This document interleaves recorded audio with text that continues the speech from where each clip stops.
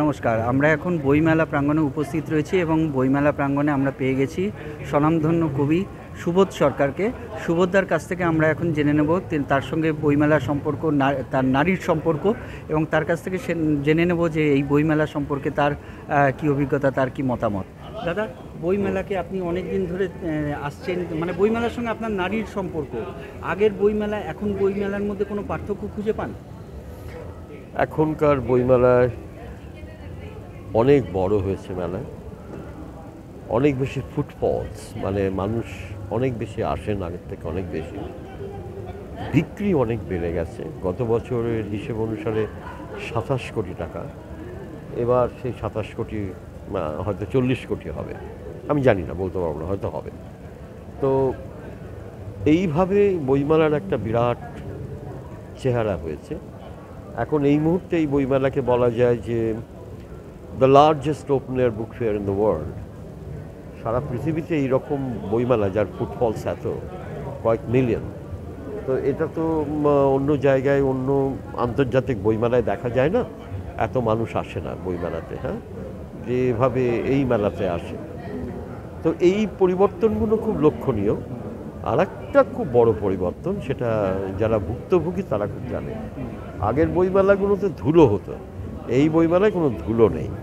হ্যাঁ, আর একটা কথা আমি বলবো, সেটা বহু জায়গায় বহুজন দেখলাম বলছেন যে কেন সব ফিশ ফ্রাই খাবে বসে বসে, চপ কাটলেট খাচ্ছে এই বইমেলাতে। তাই মানুষ যারা 2টোর সময় আসে, 8টার সময় যায়, তারা না খেয়ে থাকবে? তারা ফুড কোর্টে যাবে না? ফুড কোর্ট তো একটা আলাদা ব্যাপার, তার সঙ্গে বইমেলার কী সম্পর্ক? আর কি না খেয়ে কেবল বই দেখা যায় নাকি? বই পড়া যায় নাকি? বইমেলা ঘোরা যায় নাকি? বই লেখাও যায় না। খেয়ে লিখতে হয়, না খেয়ে লেখা যায় না। খেয়ে পড়তে হয়, না খেয়ে পড়া যায় না। ঘুরতে হয়, ও খেয়ে খেয়ে দিয়েই ঘুরতে হয়।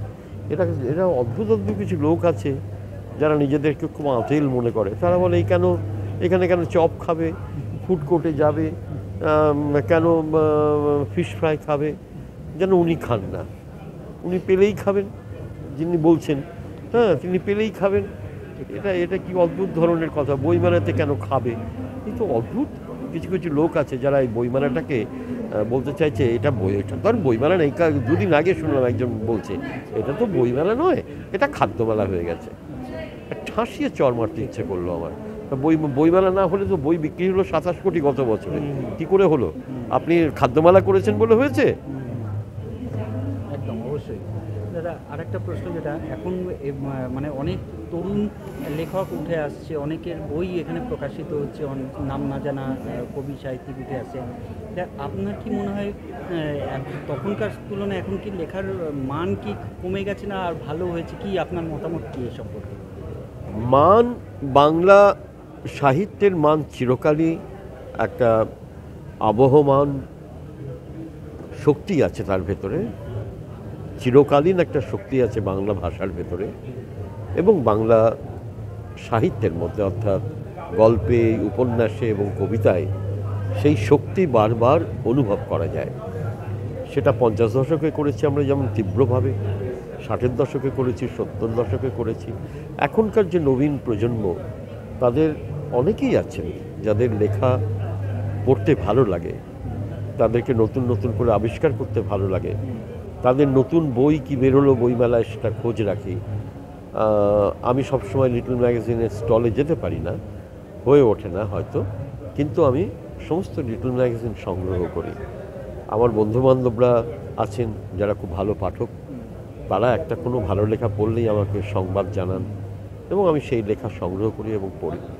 সুতরাং নতুন প্রজন্মের লেখা ভালো হচ্ছে না বলে যারা, ওই ঠিক যারা বলে যে বইমেলাটা খাদ্যমেলা, তাদের একটা নেগেটিভ অ্যাটিটিউড আছে, তারা এটা বলে। নতুনদের লেখা আমি আরও খুব জোর দিয়ে বলছি আপনাদেরকে, নতুনদের লেখা ভালো হলেই তো আমাদের মনটা ভালো হবে। আমরা বুঝবো যে একজন নবীন লেখক নিয়ে এসছেন যিনি ভালো লিখছেন, তিনি তার আগের প্রজন্ম কিংবা তার আগের প্রজন্মের লেখাকে বহন করে নিয়ে যাবেন তার নিজের লেখার ভেতর দিয়ে। তাকে কাঁধে করে নিয়ে যেতে হবে না, কিন্তু তার লেখার মধ্যে দিয়ে সেটা প্রবাহিত হবে। সুতরাং এই যে একটা প্রজন্ম থেকে আর একটা প্রজন্মে যে একটা লেখা পৌঁছয়, তার মাঝখানে কিন্তু নবীন লেখকদের ভূমিকা অনস্বীকার্য। আপনারা শুনলেন সুবোধ সরকারের সঙ্গে আমরা কথা বললাম, কবি। ক্যামেরায় রুনা চক্রবর্তীর সঙ্গে সুদীপ্ত চক্রবর্তীর রিপোর্ট, নিউজ ওয়েব ইন্ডিয়া। ও